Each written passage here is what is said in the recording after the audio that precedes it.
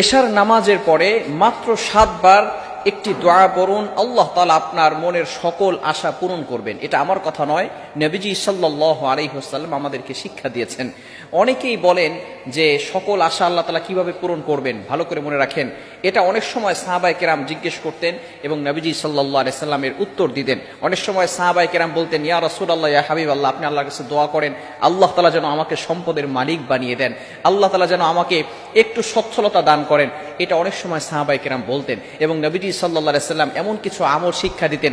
অনেক সময় অনেক সাহাবী বলতেন, ইয়া রাসূলুল্লাহ, আমি পেরেশানিতে আছি, আমার মাথার উপরে ঋণের বোঝা, ইয়া রাসূলুল্লাহ আপনি একটু দোয়া করে দেন, অথবা আপনি এমন কিছু আমল আমাদেরকে শিক্ষা দিয়ে দেন যার কারণে আমি আল্লাহ তাআলা এমন কিছু আমাকে বরকত দান করেন যার কারণে আমি পেরেশানিতে হতে মুক্ত থাকতে পারি এবং ঋণের বোঝা থেকে দূরে থাকতে পারি। এভাবে রাসূলুল্লাহ সাল্লাল্লাহু আলাইহি ওয়াসাল্লাম বিভিন্ন সময় কিছু আমল আমাদেরকে বলে দিতেন।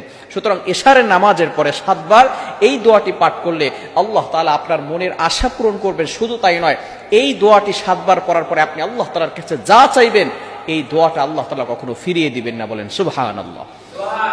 এজন্য অবশ্যই আমরা এই দোয়াটা পড়ার চেষ্টা করব।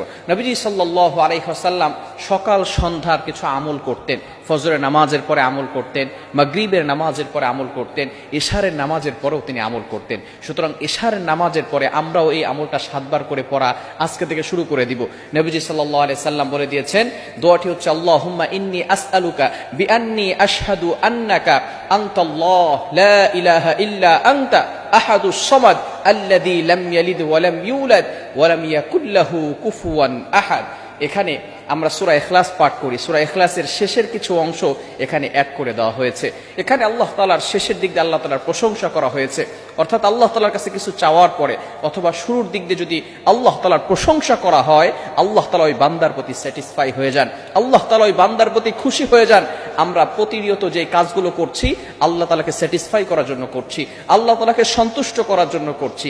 আমরা নামাজ পড়ছি আল্লাহকে স্যাটিসফাই করার জন্য, আমরা কোরবানি করছি আল্লাহ তাআলাকে সন্তুষ্ট করার জন্য। এটা আল্লাহ তাআলা পবিত্র কুরআনুল কারীমের ভিতরে নিজেই বলে দিয়েছেন, ইন্না সালাতা তানহা আনিল ফাহশাই ওয়াল মুনকার, ইন্না সালাতি ওয়া নুসুকি ওয়া মাহইয়ায়া ওয়া মামাতি লিল্লাহি রাব্বিল আলামিন। My prayer, my sacrifices, my life, my death, always for Allah. আমার নামাজ, আমার কোরবানি, আমার যত কিছু আছে, আমার জীবন মরণ সব কিছু একমাত্র আল্লাহর জন্য। আমরা সবসময় আল্লাহ তাআলাকে সন্তুষ্ট করার জন্য কাজ করতে চাই। যখনই আল্লাহ তাআলার প্রশংসা করা হয় তখনই কিন্তু আল্লাহ তাআলা বান্দার প্রতি খুশি হয়ে যান। সুতরাং এই যে এশার নামাজের পরে এই দোয়াটা আমরা আল্লাহর কাছে চাইবো। অনেক সময় আমরা কঠিন বিপদের ভিতরে পড়ে যাই, তখন আমরা এমপি, মন্ত্রী, মিনিস্টারের কাছে যাই, বিভিন্ন সময় মানুষের কাছে গিয়ে চাইতে থাকি, মানুষের কাছে অভাবের কথা বলতে থাকি, পেরেশানির কথা মানুষের কাছে আমরা বলতে থাকি। আপনি আপনার পেরেশানির কথা, আপনার কষ্টের কথা, আপনার দুঃখের কথা আপনি আল্লাহর কাছে বলেন। দেখবেন আল্লাহ তাআলার উপর থেকে যখন ফয়সালা আসবে, যখন আল্লাহ তাআলার পক্ষ থেকে ফয়সালা আসবে, তখন কিন্তু কেউ আপনাকে বিপদে ফেলতে পারবে না। মনে রাখবেন, যদি আল্লাহ তাআলা দেয় তখন কখনো শেষ হয় না, আর যদি মানুষ দেয় শেষ হয়ে যায়, আল্লাহ দিলে কখনো শেষ হয় না। এজন্য আসুন নবী সাল্লাল্লাহু আলাইহি সাল্লাম আমাদেরকে যে দোয়াগুলো শিক্ষা দিয়েছেন আমরাও সেই দোয়াগুলো পরিপূর্ণভাবে আদায় করার চেষ্টা করি।